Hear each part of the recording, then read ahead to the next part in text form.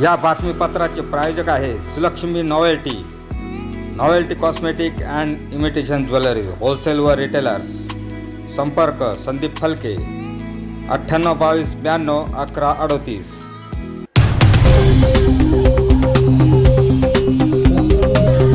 जिल्हा परिषद प्राथमिक शिक्षक सावरगाव तालुका नांदगाव नाशिक। खरं तर हा व्हिडिओ बनवण्याचा मागचा मेन उद्देश असा आहे की दरवर्षी जिल्हा परिषद नाशिकतर्फे जिल्हा परिषद अध्यक्ष चषक स्पर्धा या राबवल्या जातात विद्यार्थ्यांसाठी।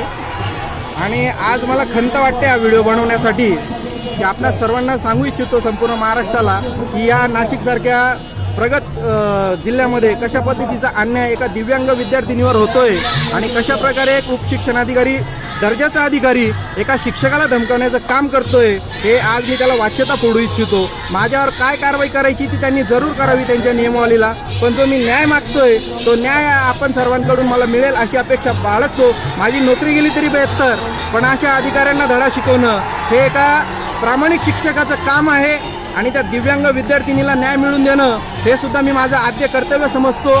म्हणून हा व्हिडिओ बनवण्यामागचा हेतू आहे। तर परिस्थिती अशी आहे की माझी 7वीची विद्यार्थिनी दुर्गा सदाशिव जाधव ही एका तांड्यातली विद्यार्थिनी बंजारा समाजाची, जिचा नांदगाव तालुक्यातून 100 मीटर धावण्यामध्ये प्रथम क्रमांक आणि आज तिचा नाशिकमध्ये दिनांक 6/2/2024 रोजी मीनाताई ठाकरे स्टेडियम पंचवटी या ठिकाणी तिचा जिल्हा स्तरावरती आज स्पर्धेचा भाग होता। आणि आम्ही थोडा अर्धा एक तास उशीर झाल्यामुळे, कारण तोही आम्ही मुद्दाम नाही केला, तर ट्रेन लेट झाल्यामुळे, कारण ग्रामीण भागातून येताना अनेक अडचणींना सामोरं जावं लागतं, वेळेवरती बस मिळत नाहीत, कधी ट्रेन लेट होते। आता हा दोष आमचा नसून आम्ही आयोजकांना समजून सांगण्याचा प्रयत्न केला की आम्हाला एक संधी द्या, आम्ही नंबरसाठी आलेलो नाही आहोत, पण आयोजकांनी आमची भूमिका मान्य न करता आम्हाला तेथून हाकलून लावले व तुम्हाला काय करायचं ते करा।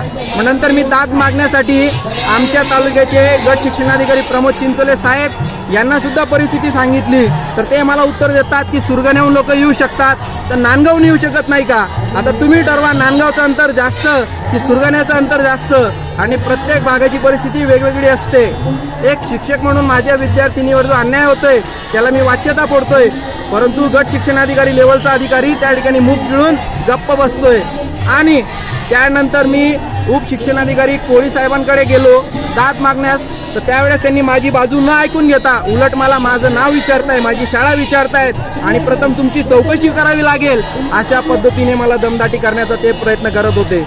मी त्यांना विनंती केली, म्हटलं साहेब मी मुंबई पोलीसचा जॉब सोडून आरोग्यसेवकचा जॉब सोडून शिक्षक झालोय, ते हे असा अन्याय सहन करण्यासाठी नाही, आपणाकडून न्याय मिळेल या आशेने आलो होतो, बाबडी अपेक्षा केली होती, परंतु आपण मलाच दमदाटी करताय हे नक्कीच चुकीचं आहे। हा विषय म्हटलं दिव्यांग विद्यार्थिनीचा आहे आणि तिच्यावर अन्याय होत असेल तर मी माननीय आमदार साहेब बच्चूभाऊ कडू यांच्याकडे नक्कीच दाद मागेल। तर ते म्हणाले तुम्ही मोठे माणसं झाले, आम्ही लहान माणसं आहोत तुमच्यासमोर, अशा पद्धतीची त्यांनी त्या ठिकाणी मला स्टेटमेंट दिलेलं आहे। आता मला हा व्हिडिओ बनवण्यामागची माझी भूमिका तुम्हाला समजली असेल की हे अधिकारी वर्ग एखाद्या शिक्षकाला डावलण्याचं त्याला धमकावण्याचं कशा पद्धतीने काम करतात हे आपण बघावं। मला कुठलीही भीती नाही, कुठलाही मला त्रास होईल याचं मी परिणामाची चिंता बाळगत नाही आहे, कारण सत्य बोलण्यासाठी आपण कधी घाबरलं नाही पाहिजे। आणि म्हणूनच हा व्हिडिओ बनवण्याचा माझा उद्देश आहे की एका दिव्यांग विद्यार्थिनीवर हा अन्याय होतोय। खेड्यापाड्यातले विद्यार्थी जर जिल्हा स्तरावर येत असतील आणि 9 वाजेचं टायमिंग देऊन जर ते सांगत असतील, अहो खेड्यापाड्याची परिस्थिती समजून घ्या, त्या भागात बसेस असतात का नाही असतात याची सुद्धा आपण काळजी घेणं गरजेचं आहे।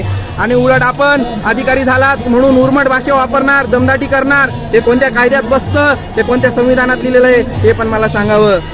एक शिक्षक म्हणून माझी भूमिका या ठिकाणी मांडतोय। आपण या माझ्या दिव्यांग